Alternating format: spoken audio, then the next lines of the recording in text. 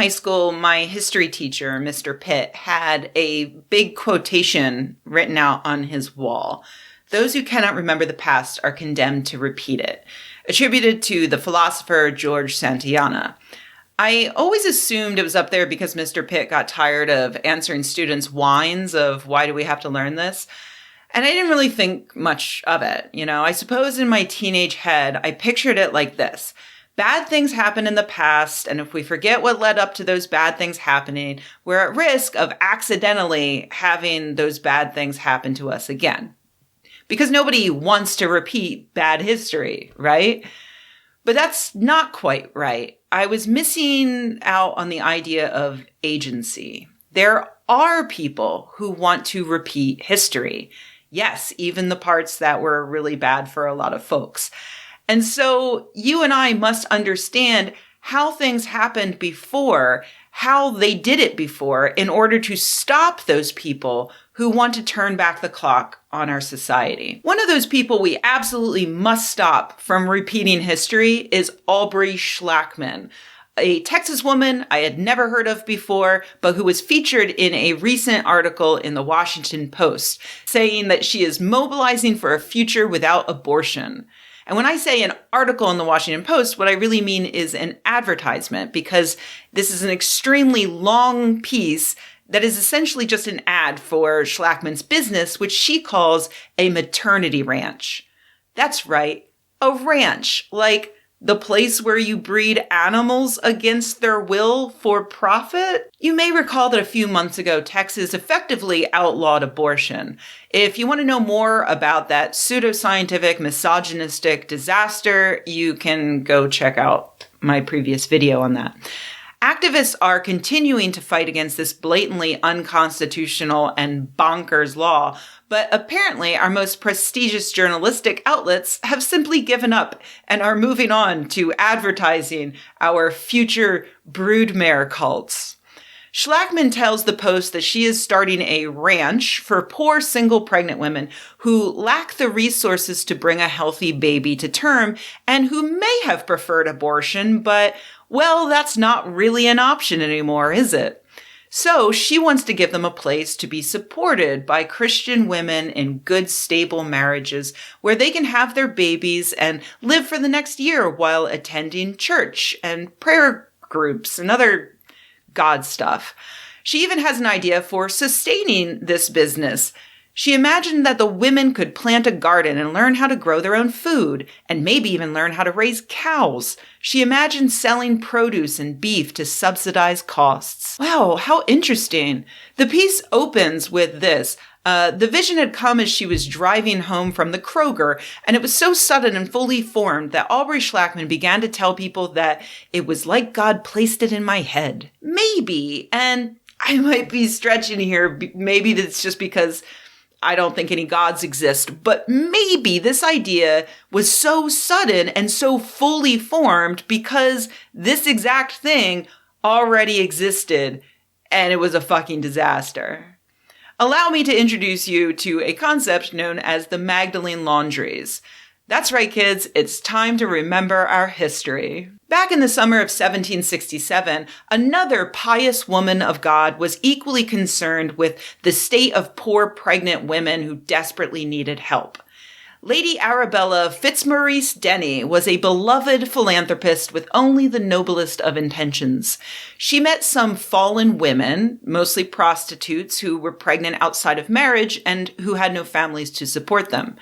She wanted to give them a sanctuary where they could be delivered from shame, from reproach, from disease, from want, from the base society that had either drawn them into vice or prevailed upon them to continue in it to the utmost hazard of their eternal happiness. Just like the maternity ranch, this refuge would provide for the women so that they could have their babies in peace. They even taught them skills and the value of hard work, not through gardens and cows, but by operating a laundry. The women could stay for up to 2 years. This was considered such a fantastic idea that it spread, with hundreds of asylums appearing all over Ireland, England, Scotland, Wales, and eventually the United States, Canada, Sweden, Australia. run by both Protestants, like that original one, and also by Catholic nuns. The concept was opened up to not just prostitutes, but any woman or girl who was down on her luck and needed some help. Eventually, the orders running these asylums noticed that they weren't just helping poor young women in need, they were also turning quite the tidy profit. After all, when you don't have to pay your workforce, it's easy to make money. Just ask the American prison system. So the total hours that the women had to work each day in the asylums got a little longer, and the ability for them to leave the asylums got a little harder. And any family member or authority figure could put any woman in the asylum for any reason, like stealing an apple or getting raped by a priest and having a baby out of wedlock. And pregnant women can work the laundry, but babies are pretty useless at turning a decent profit, whether you pay them or not. So the babies were simply chucked off to adoption. And everything got a little bit secretive because it's better for the families and whatnot if they don't know what the women are going through inside the asylum. And the laundries completely thrived, securing contracts with the Irish Army, hotel chains, banks, golf clubs, putting laundries that actually paid their workers out of business. They just couldn't compete. And things went on like this for the next century or two, until 1993.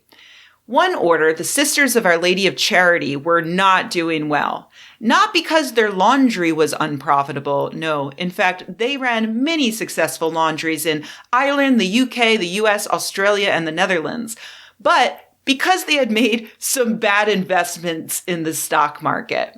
You know how it is. They just don't teach smart investing strategy at the monastery, so it only takes one day trading nun to really fuck things up.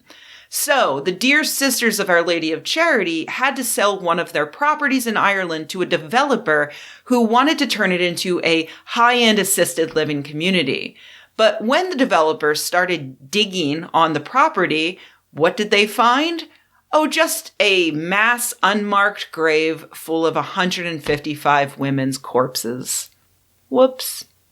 This unleashed a furor in all of the places these institutions had set up shop, with investigations that are actually still ongoing today to figure out the total damage they did and the number of lives they destroyed and how they might make it up to those women and their families.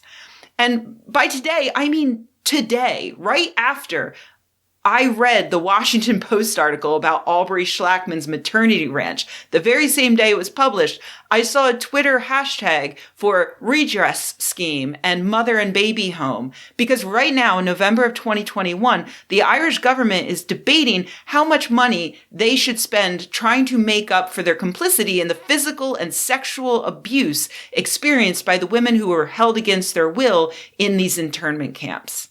And yeah, apparently the Minister for Children just said that survivors who were in the asylum when they were under 6 months of age should get less money because they wouldn't remember the trauma of being in the home.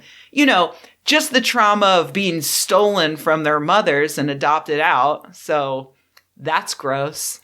So now you know a little history that maybe you didn't know before. I'm not sure if Aubrey Schlackman knew it. I do think Stephanie McCrummen, the Washington Post reporter, must have known about it because she did include one paragraph in a 5,000-word advertisement for a maternity ranch that sums up the story I just told you like this. The moment was one preceded by a long and complicated history. The idea of providing a place for single, pregnant women harkened to a time before abortion became legal, and so-called homes for unwed mothers were often the only option for women, mostly white women, to give birth in secrecy and avoid social scandal. The homes were often run by institutions such as the Salvation Army, orders of Catholic nuns, and evangelical churches. They were often bleak places where women were assumed to need reform and were sometimes abused and shamed, the kind of subjugation that advocates of legal abortion aim to end. Yes, complicated and bleak. Those are certainly terms that could apply to this situation. And way to call out that they were mostly open to just white women, as if the real tragedy of the Magdalene laundries was a severe lack of diversity. This isn't ancient history, you guys. There are living survivors of these work camps today, and those camps existed because of people exactly like Aubrey Schlackman, who just wants to save babies and help poor lost souls come to Jesus. This is why we must work hard every day to protect the rights of women to have abortions no matter where in the world they live. To give women safety nets like healthcare and food and a place to live where they can thrive even if they don't believe in any specific religion. Because if we don't, in another 300 years, we'll be watching the new owner of a former maternity ranch breaking ground on a new condo only to find a couple of hundred unnamed forgotten corpses. And we'll all sit around and wonder how any decent society could have allowed this to happen.